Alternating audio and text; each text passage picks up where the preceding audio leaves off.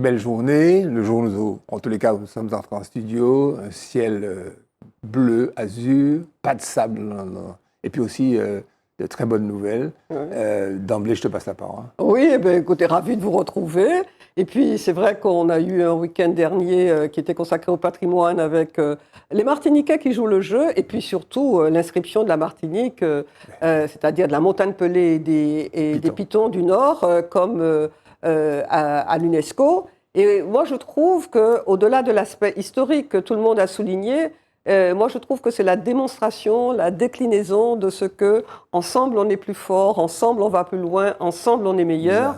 Et vraiment, quand on voit que c'est 10 ans d'efforts avec des majorités politiques différentes, avec une collaboration entre la collectivité et l'État, et puis la compétence du parc naturel régional, où vraiment les équipes se sont investies avec une compétence en matière de communication, en matière technique pour répondre. Vraiment, on a de quoi être fiers et je pense qu'on pourrait exercer ce collectif dans d'autres domaines parce que comme ça, on peut aller très loin. Et surtout la continuation de cette démarche par les différentes mandatures. Ça, c'est très important. Pas de spoil système. Alors, moi, j'avais fait un petit texte que je vais vous lire pour ne pas être trop long. J'ai écrit que cela crée des obligations pour toute une communauté, le sens de ce que tu dis. Et la liste de ces obligations, elle est longue. C'est que nous sommes tous préoccupés nous devrons être préoccupés par l'aspect des maisons qui bordent l'accès à cette zone sanctuarisée, les sous-sols encombrés, les maisons que l'on voit en passant sur la route, les abords des maisons envahis par les ronces et les herbes, c'est-à-dire qu'on peut aussi faire un petit effort, on ne peut pas attendre nécessairement, on n'est pas contraint d'attendre le passage de la municipalité ou de la CACEM pour nettoyer autour de chez soi, les voitures à l'abandon sur le bord des chemins, le ramassage régulier des ordures ménagères, ça c'est la collectivité. La signalétique précise des lieux et des espaces de cette zone sanctuarisée, pour satisfaire Christian et puis nous tous. Et puis les touristes. Et puis peut-être pour profiter de l'occasion, peut-être qu'il faut profiter de l'occasion pour. Alors je m'enchuie les œufs, parce qu'on a dit qu'on ne fait pas d'émission de donneurs de leçons, pour purifier, assainir les relations sociales, les mentalités et l'angoisse sous-jacente qui habitent chaque membre de notre communauté. Comment allez-vous, monsieur Dorélan ? Très bien, merci Gérard, merci et bienvenue à vous tous. Heureux de vous retrouver aujourd'hui. C'est l'occasion de rappeler que c'est le 3e titre UNESCO en 3 ans. Et je ne crois pas qu'il y ait beaucoup de pays dans le monde, qu'il y ait beaucoup de régions dans le monde qui ont pu battre ce record. Donc je pense qu'en cela aussi, on fait figure d'exception. Et une fois n'est pas coutume, allons se satisfaire collectivement de ces 3 succès successifs qui ont mobilisé à peu près toutes les communautés du pays pour en parvenir à ce résultat. Comment t'efficace ? Muy bien, mi amigo. Mon idée, toujours dans le domaine, elle est la suivante. Sur le plan musical, il y a des patrimoines communs entre Guadeloupe et Martinique, Biguine et Zouk notamment. Est-ce qu'on pourrait imaginer qu'on se mette ensemble pour qu'à l'UNESCO, on reconnaisse que ce patrimoine commun. Au-delà même de notre unité, ce serait aussi une unité avec nos frères de Guadeloupe, nos frères et sœurs de Guadeloupe. Et je pense que quand on regarde historiquement, la Biguine, après Saint-Pierre, la Guadeloupe a beaucoup favorisé le développement de la Biguine. Et le Zouk, c'est quand même, me semble-t-il, un répertoire commun de la Martinique et de la Guadeloupe. Un peu de la Guyane aussi, mais enfin bon. Voilà, c'est l'idée. Un beau chantier. Oui, c'est ça. En fait, on pourrait s'adjoindre 2 ou 3 membres et puis faire une équipe pour les prochaines élections. Jingle pour les actualités.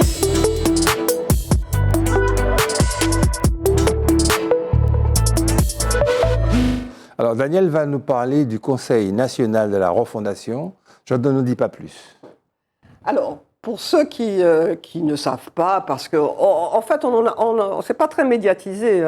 Ça fait 1 an, donc le président Macron a eu l'idée de créer ce Conseil national de la refondation pour permettre en fait à tous les niveaux de la société, c'est-à-dire les partis politiques, les syndicats, les associations, les usagers, tout le monde de participer à une réflexion collective pour essayer de faire des propositions qui pourraient déboucher sur des propositions de loi. Alors, d'emblée, ça a été un peu critiqué parce que Conseil national de la refondation, c'est l'organisme qui a été créé après la Seconde Guerre mondiale, qui était dominé par la résistance. Et on sortait d'un contexte, c'était un contexte de guerre, il y avait une unité nationale, et donc on s'est dit, bon, lui, il essaye pour gagner un peu de popularité, donc bon, au départ, tous les gens étaient sceptiques.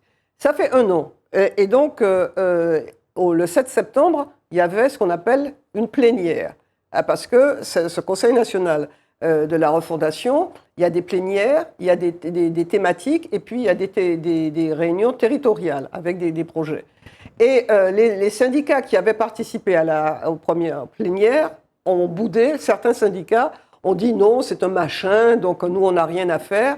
Et donc, ils n'y sont pas allés. Et donc, c'est vrai que les médias ont dit, mais c'est bon, c'est pas grand-chose. Alors, moi, je trouve un peu dommage qu'on n'utilise pas les moments d'expression où les gens échangent. Parce qu'il y a quand même, je prends l'exemple des thématiques territoriales. Il y a la santé et l'éducation. Sur l'éducation, il y a quand même plus de 19 000 établissements scolaires qui ont participé et qui ont donné des projets. 8 500 projets. 8 500 projets, donc ça veut dire que c'est une occasion, on peut ne pas être d'accord. Je trouve que dans la vie démocratique, c'est dommage d'interpréter comme une forme de sympathie pour le chef de l'État parce qu'on participerait à ces manifestations. Et en ce qui concerne la santé, là aussi, il y a eu plusieurs réunions. En Martinique, il y a eu des réunions au Marigot, au Marin, au Morne-Rouge et à Fort-de-France. Et ça a donné lieu aussi à des projets. Donc, tout n'est pas parfait, tout n'est pas idéal, mais je trouve, quand on a une vie démocratique où on s'aperçoit qu'il y a le taux d'abstention au moment des élections, le taux d'abstention est si élevé, il faut bien trouver des espaces où les populations peuvent s'exprimer. Donc, c'en était une. Il peut y en avoir d'autres, mais je crois, parce que le risque quand les syndicats ou les partis critiquent, c'est que quand eux-mêmes vont inviter, les gens peuvent ne pas venir de la même façon. Je crois qu'il faut éduquer les gens à participer au débat. Tout le monde a à y gagner parce que ça permet de clarifier ses positions. Et on n'est pas obligé d'être d'accord, mais le plus important, c'est d'échanger. Surtout s'agissant du bien-être de la population dont on est... Alors, en ce qui concerne la jeunesse, puisqu'il y a plusieurs thématiques, le bien vieillir, la jeunesse, etc., il y a déjà une des mesures pour laquelle les médias ont le plus parlé, c'est le permis à 17 ans. Ouais. C'est sorti de cela. Monsieur Christian Bouton, voulez-vous... Alors, j'ai découvert les extraits du bouquin de Sarkozy, qui s'appelle « Le temps des combats ». Et pour ce qui concerne la Martinique et la Guadeloupe, j'ai trouvé ça très chouette. Enfin, je suis vraiment pas sarkozyste. Hein. Bon, je te laisse développer. Je n'ai pas lu le bouquin, mais effectivement, j'ai un petit peu vu les documents que Gérard m'a transmis. Moi, j'ai tiré 3 points. Oui. Le premier, effectivement, c'est toujours l'émerveillement. L'émerveillement de Sarkozy vis-à-vis de nos pays, dans leur beauté naturelle, dans la diversité, dans les couleurs. Voilà. Et en même temps, le paradoxe de pays tumultueux, de pays toujours en combat, de pays où il y a une souffrance, il y a quelque chose d'endémique qui est là, et il le dit. Donc, il souligne ce premier paradoxe. Ouais. Dans un deuxième temps, il est très intéressant, il parle de la mission que Yves Gigot a eue en 2009 en Guadeloupe. Ça, c'est bon. Ça, c'est pas mal. Ça, c'est bon. Et d'ailleurs, il parle du syndrome de Stockholm. Oui. C'est quoi le syndrome de Stockholm? C'est effectivement une situation dans laquelle les otages arrivent à parler le langage, à avoir de la sympathie pour le ravisseur, en quelque part.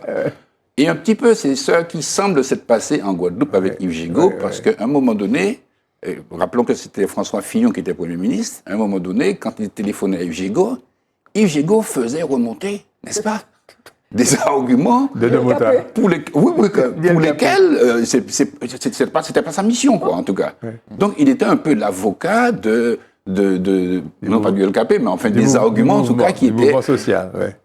Et qui ça qui passait? Boum, Fillon fait ses missions entrées. Ouais. Monsieur est rentré tout de suite à Paris. On l'a exfiltré. Figurez-vous qu'il avait... Rendez-vous, il y avait une mission, enfin, il y avait un entretien qui devait se passer entre... les patrons, les syndicats, tout ça à la préfecture, avec la présence d'Yves Gigot, et Yves Gigot n'a même pas pu y être, parce qu'on l'a fait entrer à Paris. Donc il y avait de quoi créer une espèce de révolte sociale. Donc c'est vrai que c'est assez intéressant de voir effectivement cet aspect-là. Et puis un troisième aspect qui m'a intéressé, c'est le regard que Sarkozy a eu vis-à-vis de ce qu'on appelle la frilosité des élus. Des élus. Parce que semble-t-il, M. Sarkozy, il était prêt à tout sur l'évolution institutionnelle. Ça zote les mollets. Ouais. Et il s'est trouvé que si, par exemple, en Martinique, on a choisi la collectivité unique, les Guadeloupéens ont dit on ne veut même pas ce qui s'est passé en Martinique. Vous voyez? Et donc, Sarkozy, je me permets de vous lire, il dit, nous ne sommes ni pour l'immobilisme, alors ça c'est le propos des élus, ni pour une autonomie désargentée. Autrement dit, il ne faut rien changer, ne rien bouger. Plus précisément, c'est le propos de Lurel. Le Lurel, absolument. Et Sarkozy qui dit « J'avais rarement vu une attitude si démagogique et si peu claire. » Donc ça, c'est des situations qui sont, entre le langage et le courage politique pour pouvoir changer de statut, il y a eu effectivement une frilosité qui s'est installée. Alors je rappelle pour terminer que nos territoires ont refusé l'article 74, qui théoriquement donnait plus de pouvoirs juridiques fiscaux et donc plus d'autonomie. Méfiance, prudence, frilosité, manque de courage. Voilà. Ce que j'ai rapidement conclu, c'est je me suis trouvé réellement, pour une fois, dans le regard, dans l'esprit des gouvernants qui viennent et qui nous regardent.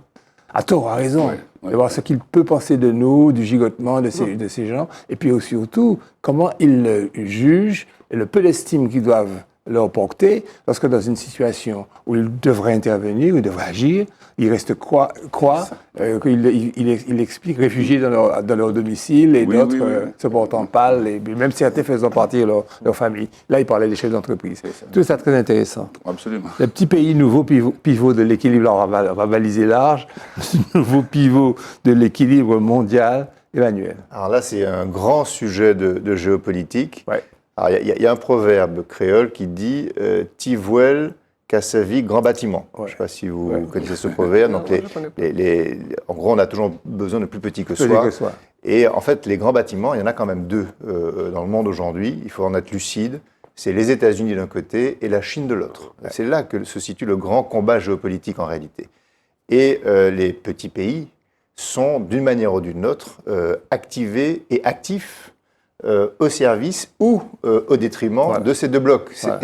Et donc, il y a un mouvement de géopolitique qui rend utile ces petits pays pivots, mais qui sert en réalité, de manière très macro et très simplifiée, je l'admets, mais la logique du conflit entre ces deux grands pays. Donc c'est quand même intéressant parce que le monde a changé en fait depuis une vingtaine d'années, mais de manière assez radicale. Et d'ailleurs, Sarkozy en parle dans son livre, j'ai commencé à le lire, qui est très intéressant. Et notamment, il y a une grande loi qui est un peu la loi, on va dire, non contestable, qui est la loi de la démographie. Il y a encore quelque temps, la démographie faisait des pays de l'Occident des pays dominants. Aujourd'hui, les pays de l'Occident sont devenus des nains sur le plan démographique. Et il y a un basculement qui se fait du côté de l'Asie, avec la Chine, l'Inde et l'Afrique aujourd'hui qui arrive et qui sera, à mon sens, on en parlait la semaine dernière, un continent majeur, puisque dans 30 ans, le continent africain comptera plus de 2 milliards d'habitants. Et donc, il y a un déplacement du centre de gravité qui s'est opéré. Et aujourd'hui, le grand pouvoir géopolitique n'est plus à l'ouest comme il l'est peut-être encore dans nos esprits. Il y a une vraie bascule. Et donc, c'est dans ce grand mouvement de déplacement, eh bien, ça fait émerger plein de petits pays, ou plein de pays de taille moyenne, dont la France, qui est un petit État. Alors, je veux quand même le rappeler, parce que la France, je ne sais plus qui me racontait ça, mais on peut le résumer en 3 chiffres, ce pays. 1, 3, 12. 1, parce que la France représente 1% de la population mondiale. 3, parce que la France représente 3% du PIB mondial. Alors, 3 fois plus que sa population, mais 3%, c'est pas grand-chose. Et 12, parce que la France représente 12% des dépenses sociales mondiales. Ça veut quand même dire que ce pays consacre sa ressource d'abord pour son interne, en fait. Et donc, je pense que c'est intéressant d'apprécier cette considération sur le rôle qu'elle joue par rapport aux autres pays du monde.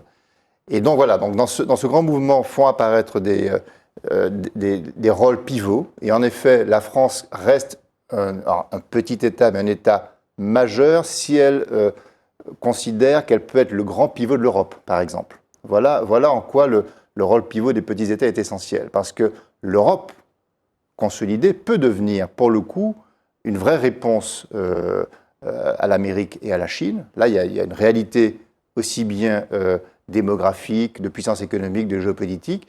Et la France, petit État, peut devenir le pivot qui embarquerait, qui mettra en mouvement ce continent européen dans le grand concert du monde. Comme elle a été longtemps avec l'Allemagne. Absolument, absolument. Ouais. Et puis, on retrouve on va dire ces explications, en tout cas ces thématiques dans plein d'autres cas de figure. Et puis le dernier point que je voudrais dire quand même, c'est que ces petits États qui émergent aujourd'hui, il y a plusieurs raisons à cela. Il y a d'abord le fait que depuis la fin de la Grande Guerre, le monde s'organise à travers des grandes organisations, l'ONU, les BRICS, le G20, qui font monter plein d'États et qui finalement créent un nivellement par le haut et qui donnent une voix planétaire à ces petits États qui les rend légitimes pour peu qu'ils aient soit une ressource économique, soit une ressource technologique, soit un potentiel démographique, parce que c'est quand même les trois grands critères qui donnent de la puissance. Et puis pour terminer aussi, j'ai quand même envie de rajouter le fait que ces petits États, on peut aussi rajouter des rôles d'influence majeurs de structures qui ne sont pas des États, mais qui commencent à peser lourdement dans les grands équilibres du monde. Alors on parle des GAFAM, quelques entreprises qui ont un poids considérable, qui peuvent déséquilibrer aussi les rapports de force entre les États. J'ai un exemple très précis en tête, c'est SpaceX, Elon Musk. Je ne sais pas si vous êtes au courant, il l'a écrit dans sa dernière biographie. Elon Musk a pesé lourdement dans le conflit russo-ukrainien, puisqu'il a arrêté la connexion Internet qui a empêché des bombardements ukrainiens sur la Russie. C'est dire le pouvoir d'un homme, d'une organisation, sur le plan géopolitique. On pourrait aussi rajouter les grandes mafias d'Asie et d'Amérique centrale ou du Sud, où il y a beaucoup d'organisations plus ou moins formelles, et puis y compris les organisations de milices militaires qui œuvrent en ce moment en Afrique, mais là encore, pour créer des déséquilibres en faveur d'un des deux blocs. S'agissant des petits pays qui ont quand même une voix prépondérante sur le plan diplomatique, les Émirats, le Qatar, et puis Singapour. Absolument. Okay. On va passer à quoi après? Qu'est-ce qu'il y a après? Après société, jingle.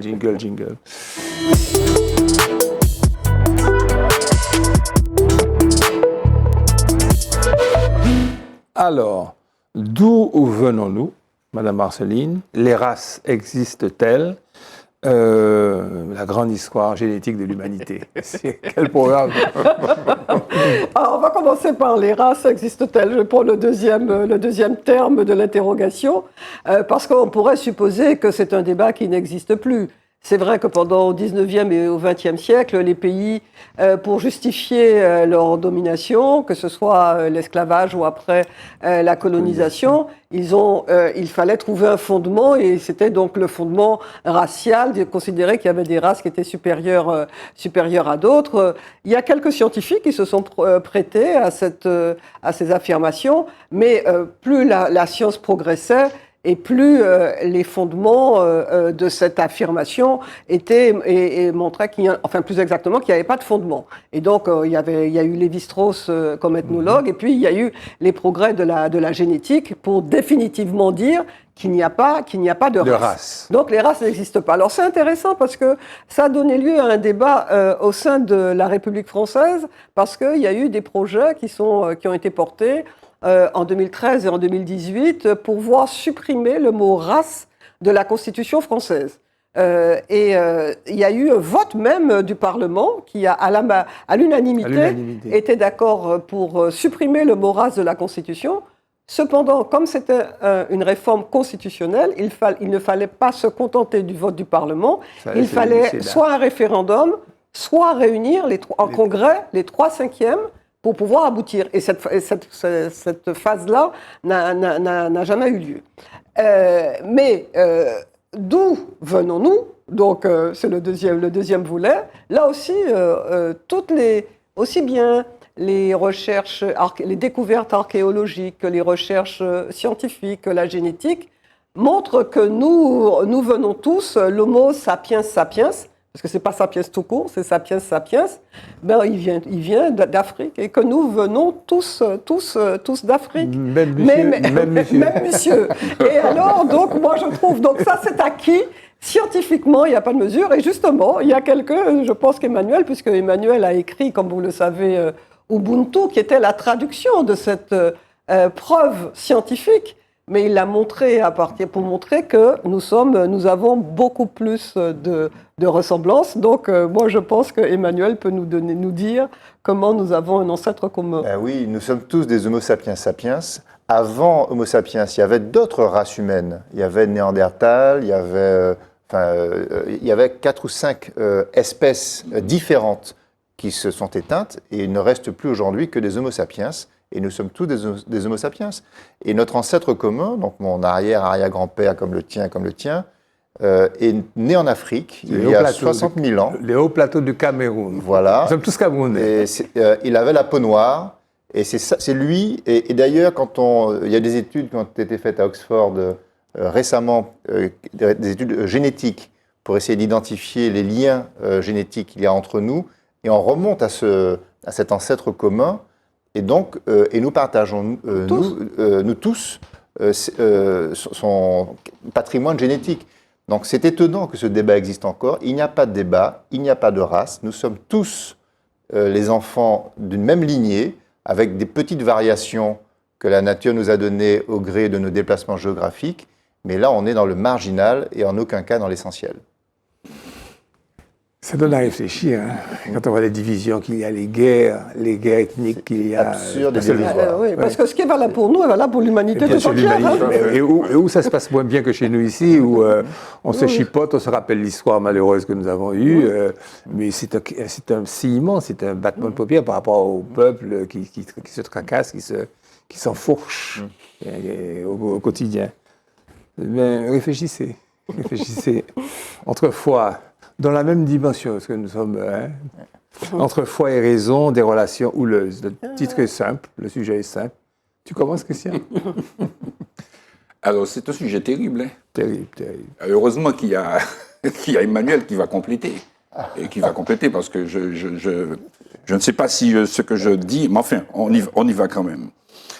Entre foi et raison, des relations douteuses. La foi peut-elle être déraisonnable?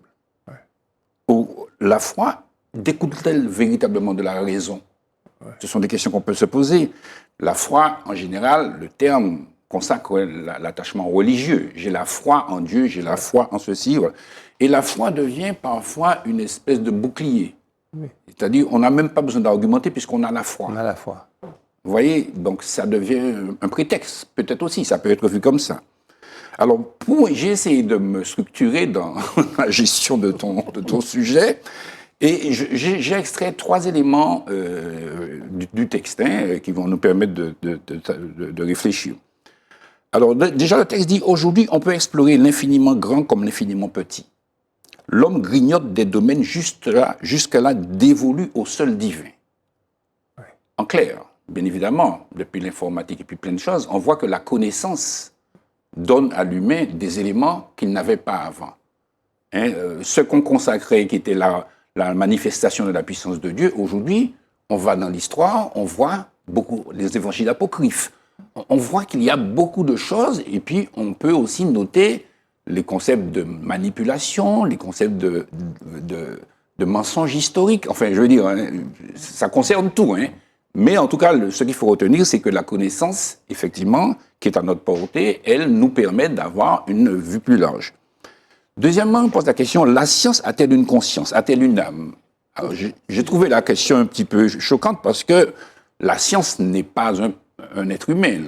La science, c'est un domaine de connaissance. En tout cas, la vraie question est de savoir si la raison et la science sont toujours compatibles. Est-ce que la science sert toujours le progrès humain? On ne sait certainement pas. On voit bien les résultats aujourd'hui à travers des systèmes politiques parfois qui sont un peu pervers. Alors, troisième élément, l'Église s'est montrée hostile à des personnages comme Galilée qui professaient des théories différentes du dogme de l'Église. On sait bien effectivement dans l'histoire comment des courants religieux parfois ont poursuivi des gens. Je ne vais pas jusqu'aux sorcières, mais les femmes aussi qui étaient savantes ont été considérées comme antinomiques par rapport aux besoins de... Alors, l'Église a joué ce rôle, et on sait aussi, sans vouloir en faire un procès politique, dans la colonisation, comment, effectivement, l'Église aussi a été utilisée. Voilà. Alors, je veux parler aussi d'un certain nombre de gens comme Einstein, théorie de la relativité, qui considérait que les cultes et les dogmes sont des béquilles sociales. Il était favorable à l'idée d'une, ce qu'il appelle une religiosité cosmique, j'ai bien aimé ça, dont la science serait le moteur. Alors, pour terminer, je pourrais dire que la politique et l'idéologie, alors toujours en citant une phrase du texte, la politique et l'idéologie, en détournant le sens des textes sacrés et en voulant plier la raison à sa cause, peuvent provoquer de vrais dégâts. Voilà. Et c'est vrai que, tout à l'heure j'en parlais, le matraquage, le conditionnement, le fanatisme, le fondamentalisme sous prétexte de vérité. Donc, voilà. Alors, globalement, pour terminer, je dirais que le débat entre science et religion reste ouvert. La science n'a jamais prouvé ni l'existence de Dieu, ni le contraire. Ouais. Voilà. Alors, pour approfondir le sujet, il y a une publication qui va apparaître bientôt, en mois de septembre, Dieu et la science. Et donc, voilà, je conseille à nos amis de voilà. Emmanuel, voilà. Non, mais je pense que Christian a été, comme d'habitude, très complet. Ce qu'on peut rajouter, enfin peut-être pour essayer de synthétiser, c'est de dire que la science, l'objet de la science, c'est de comprendre le monde par l'observation, par l'analyse et par des expériences. C'est ça et derrière cette obsession de connaissance du monde naturel, il y a cette capacité de remettre en question ces observations. Donc la science, en réalité, elle est dans le doute permanent.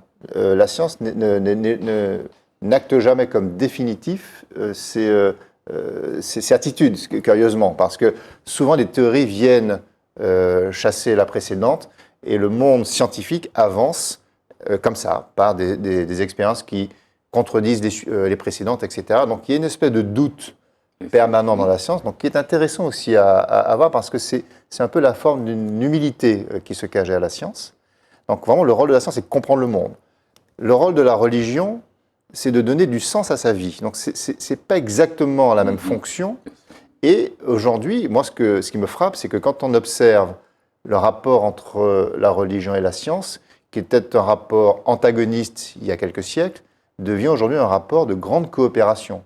Je suis frappé de voir que les grands scientifiques souvent font appel à des ressources spirituelles pour pouvoir orienter leurs recherches autour de l'adage, tu citais tout à l'heure, science sans conscience n'est que ruine de l'âme. Donc aujourd'hui, un scientifique a besoin d'œuvrer dans quelque chose qui donne du sens à son travail.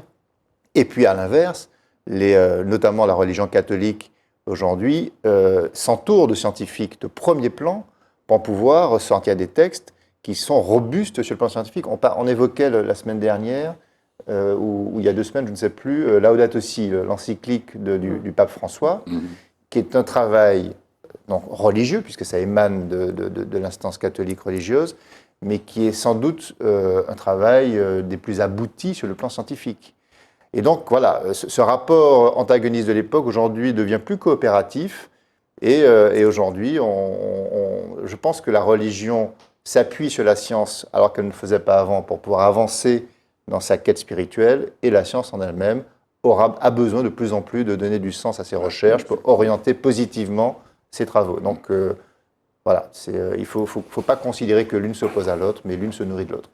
Ma question est la suivante. Est-ce qu'on peut faire une société fonctionner correctement avec le respect de règles à peu près consensuelles, admises par tous, sur le civisme, sur la famille, sur l'éthique, sur la morale et tout? Est-ce qu'on peut la faire fonctionner avec seulement la science? Oui, mais une autre question aussi, c'est est-ce qu'il ne faut pas distinguer la spiritualité de la religion? Oui. Parce que je pense que la spiritualité, pour répondre à ta question, est nécessaire, Les religions, c'est une autre question. J'entendais bien la spiritualité, vous le disiez. Mais tu réponds à sa question. C'est un peu comme ça qu'on l'entend. Mais je pense qu'il faut se dire qu'on n'est parfois pas très humble vis-à-vis de nous-mêmes ou un peu prétentieux. Nous sommes des êtres d'une complexité immense. C'est ça. Et les vérités ne sont pas dans un champ ou dans l'autre.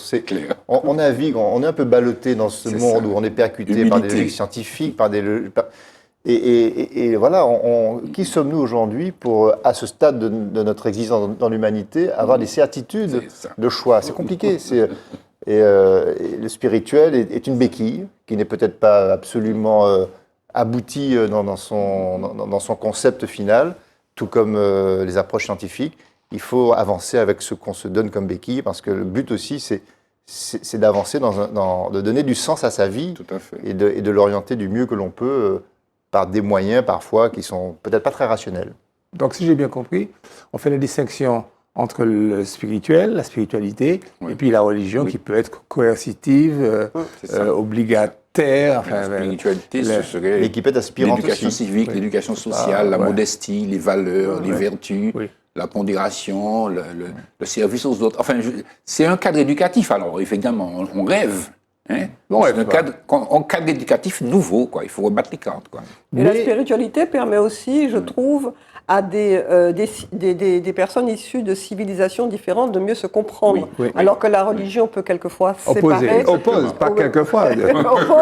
Alors la spiritualité, il peut y avoir des rapprochements qui sont beaucoup plus importants. Alors prenons un aspect positif, c'est que ce soit le bouddhisme, que ce soit toutes ces religions, on ne va pas les citer toutes, il y a toujours des règles de vie, même des règles alimentaires, des règles de comportement, des principes de vie, comme tu dis, sur tous les éléments, toutes les qualités humaines qu'il faudrait avoir, qui sont répétés comme des litanies et accompagnés peut-être d'une certaine liturgie ou de formalisme qui permettent peut-être à l'homme pédagogiquement d'acquérir ces qualités. Peut-être que la religion est indispensable, peut-être qu'elle est indispensable. 30 secondes.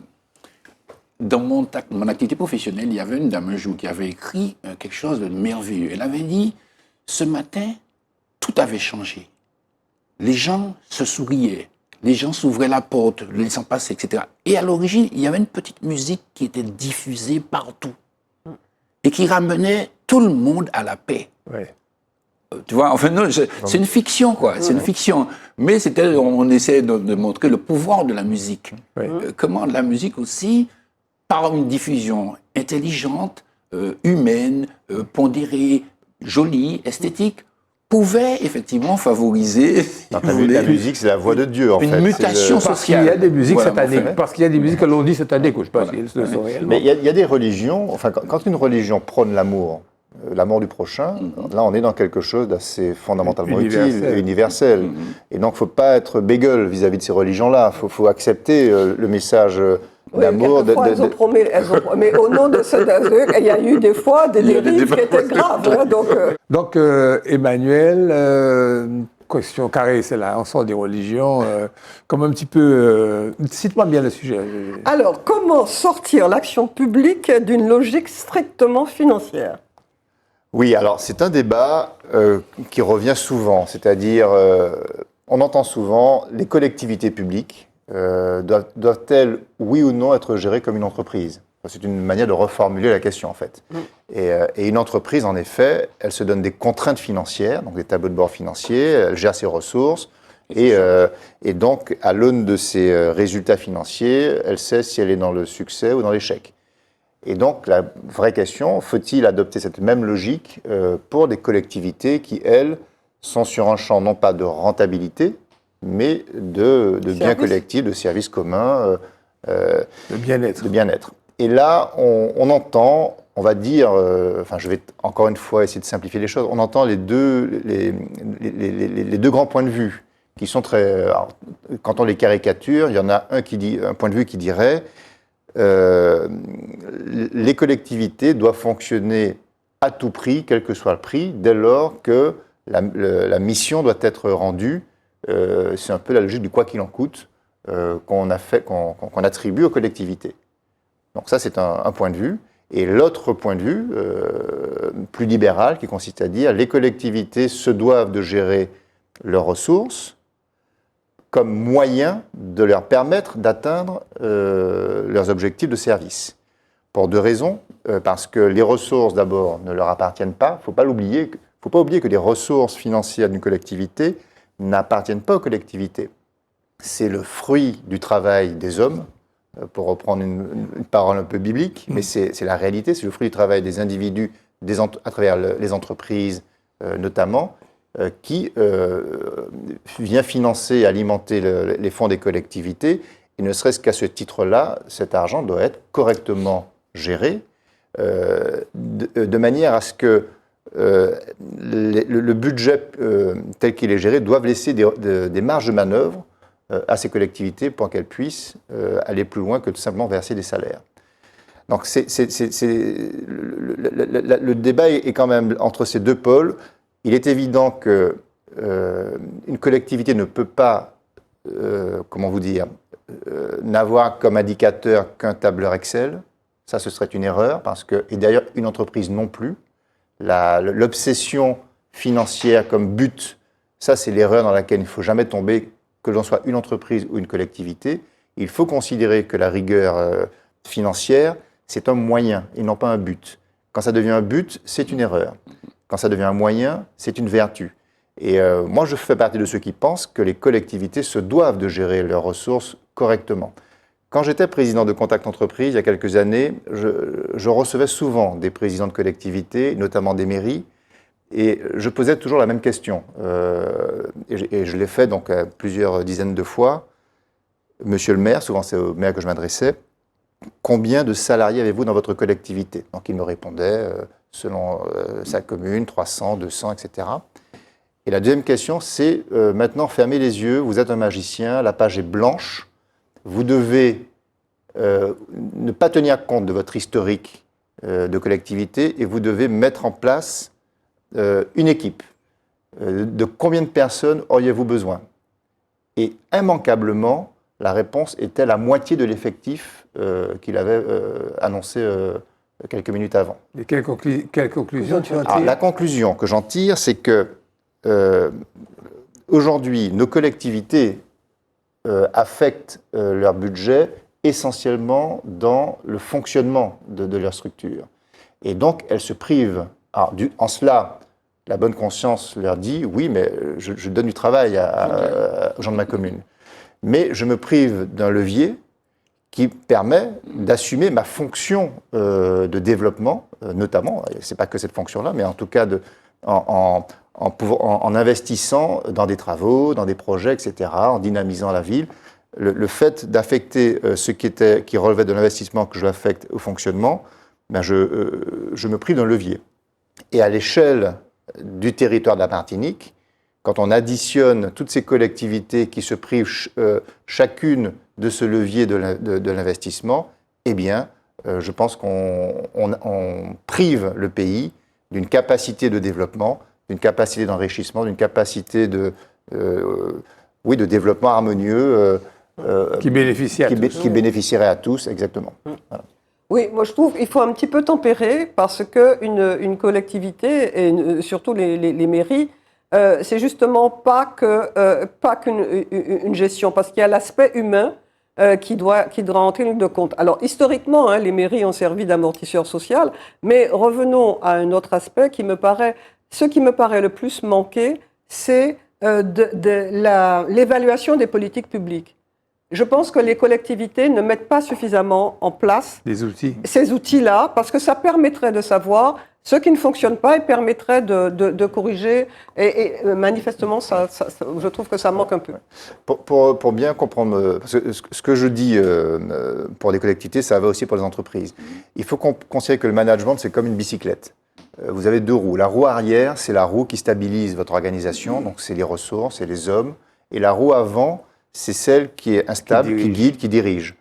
Et donc, le volet humain de ces organisations s'appuie aussi sur la capacité de projeter l'organisation dans une vision claire, une orientation. Pour qu'elle prospère. Exact. Alors, la vraie question que l'on doit se poser, nos collectivités ont-elles une vision?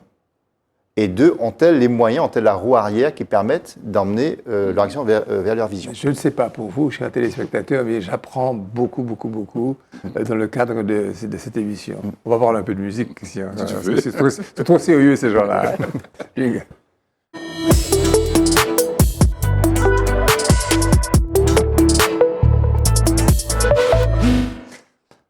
Patrick Saint-Éloi. À vous, maestro. Douleur, parce qu'il nous a quittés tôt. Ouais. En 2010, il avait 51 ans. Ouais. Thibault Long. Voilà. Alors, vous savez, je garde toujours ce souvenir parce que j'étais à la SACEM au 64 avenue de la Caraïbe, à côté de la BNP, et c'est là que j'ai, pour la première fois, vu Patrick. Il était venu avec Jean-Philippe Mantelli. Parce que Patrick, il est resté très longtemps en Martinique, enfin peut-être un certain nombre de temps, avec Jean-Philippe, et ils étaient déjà deux bons larrons, quoi. Et j'ai envie de vous dire que j'ai accompagné Patrick pour qu'il fasse son dossier d'adhésion à la SACEM. Voilà. Et un jour, il m'a remercié en public. Il a dit « Christian Boutan, merci beaucoup, machin. » Donc, sans être un proche de Patrick, je l'ai côtoyé et j'ai gardé beaucoup d'intérêt, d'amitié pour ça. Alors, je vous propose d'écouter, au lieu de faire trop d'émotions, un premier titre c'est le West Indies. C'est West Indies, ouais. Merveilleux titre. De mwen sorti an ti lo devani, mwen save se ou ki ka vini toutou. Pli dous ki vou man poko jen touve, mwen pa kwen ke sa eksiste toutou. West Indies, yeah.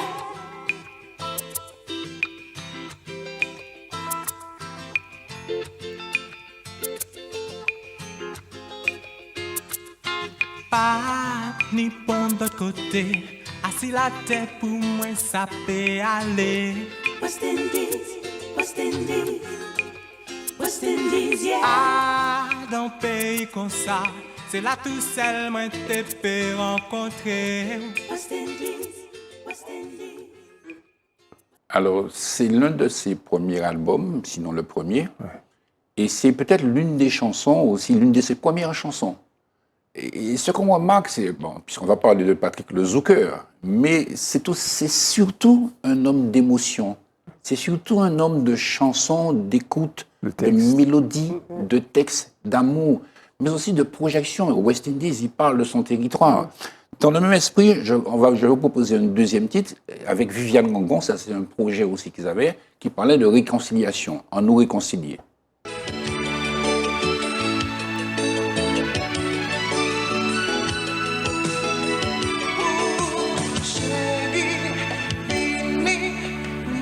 Ne peut pas être fâché, c'est pas famille qui a décidé. Si nous continuons, moi t'ai mis tant de négliger. Toutes ces promesses nous t'ai parlé, bon on chante. Chérie, tout ça qui t'arrivait, c'est vous-même qui décidez. Ça fait envie ou préféré, et ça moi peut pas accepter. Ma panique pourra s'y porter, parole en pile la société. Faut prendre conscience tout, bon moins on chance encore. Oui, on nous réconcilier, ça fait pas continuer.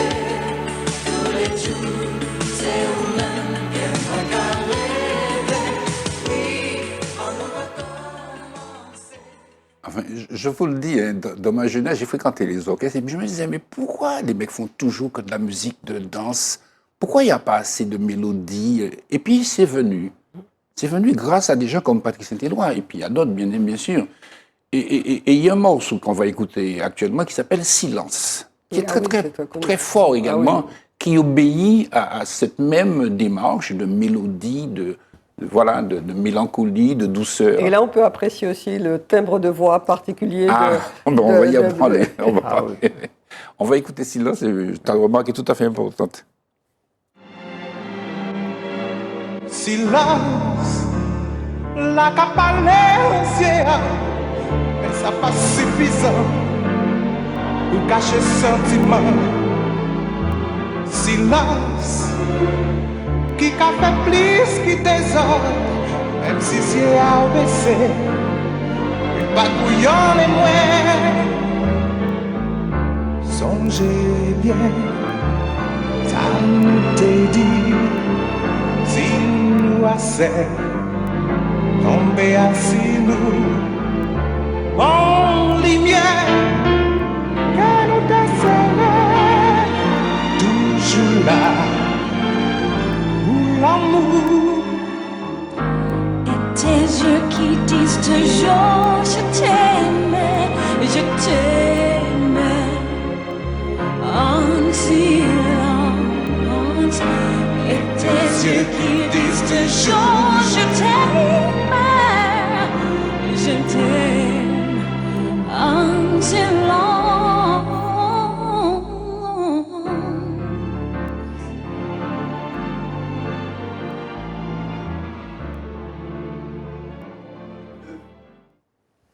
Daniel, tu le disais, une voix extraordinaire, un timbre de voix très particulier, une sensibilité à fleur de peau, redoutable compositeur, 145 œuvres déposées à la SACEM. Voilà, et je vais vous donner Chiré Douvant. Tu connais Chiré Douvant? Ouais. Chiré, yo. Des hits. Chaque fois, les moins téléphonés. Ça s'appelle La Permission. Ça a été chanté par Jean-Michel Jean-Louis, mais composé par Patrick Saint-Éloi. Belles Hirondelles, composé par Patrick Saint-Éloi, chanté par Aftama. Miché Moins, composition de Patrick Saint-Éloi, chanté par Justine Biroir.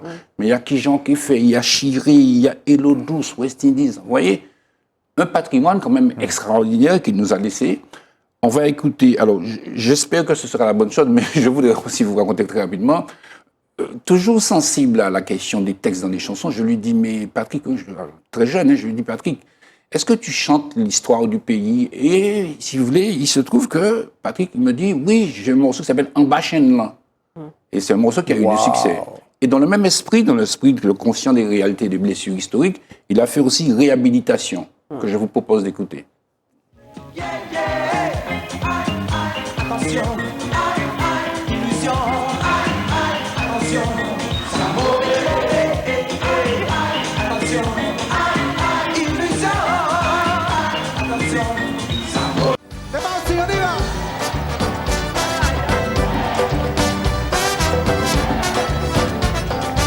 Tout le monde a quasi le corps, c'est une popularité. Tout de suite, pété, yo tête ensemble. Criminal international. L'ON nous fait pas assembler. Qu'est-ce qu'on va faire?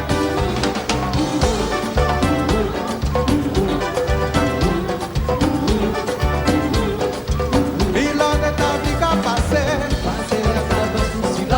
Je sais pas quoi empêcher. Est-ce qu'elle y n'est pas de merci? L'esclavage passe sous silence. À nous va faire.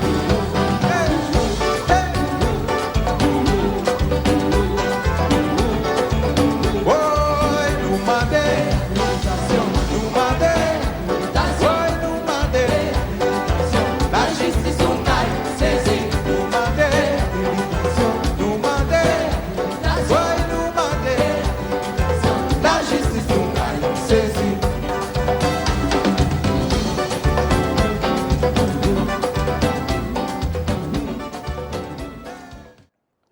On les voit à l'écran, mais je fais un petit clin d'œil à Philippe Joseph qui est au clavier, Oui. dont je te propose qu'on parle de Philippe aussi Un un jour, jour. un jour. Et Claudine Pénon aussi, qui est une redoutable chanteuse et qui est partout. Je crois qu'il y a des gens qui ont des itinéraires comme ça, qui doivent être portés à la connaissance du plus public. grand nombre. Voilà. Et alors Patrick, c'est aussi Fabiola, c'est Rêvant en moins, vous connaissez cette chanson. Patrick, c'est Tant pis, qui a été chanté par Justine Biroir, c'est La Clé, qui a été chantée par Edith Lefel. Donc, vous voyez, c'est vraiment extraordinaire. Voilà. Et pour terminer, c'est Pas à Pas, qui a été chanté par Jean-Philippe Martelly. Ça, c'est Patrick. Patrick a écrit beaucoup de chansons qu'il n'a pas forcément chantées directement. C'est le compositeur qui a écrit pour des interprètes particuliers. Voilà, mais on va terminer avec une chanson aussi qui s'appelle Eva. Yes. Aussi, c'est une merveilleuse chanson que Patrick a composée. Attention, illusion, attention, ça m'aurait, attention, illusion, attention, ça m'aurait. Oh.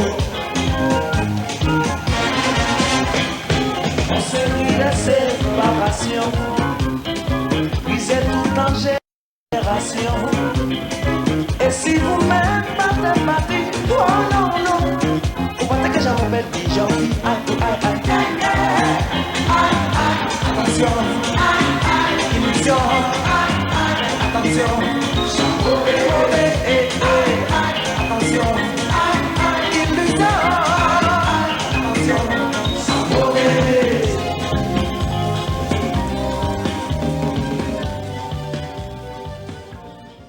Voilà, et bien, salutations à toute la famille musicale de Kassav, à toute la famille de Patrick Saint-Éloi, et puis à tous ceux qui l'ont aimé. Et continuons à l'aimer, parce que Patrick, on l'oubliera jamais. Il vit. Laissez-moi vous lire un texte que j'ai reçu, vous allez comprendre. Alors, manquons en couillon, qu'à garder émission toute là, colobas, et puis de l'eau, qu'à vigny ancien moins. C'est votre ami Hector Elisabeth que je salue. À la semaine prochaine pour des choses aussi bien. Merci Mehdi, merci David, merci Max, merci tout le monde. Merci Christian, merci Daniel, merci Emmanuel. Bye bye. Et puis vous, public.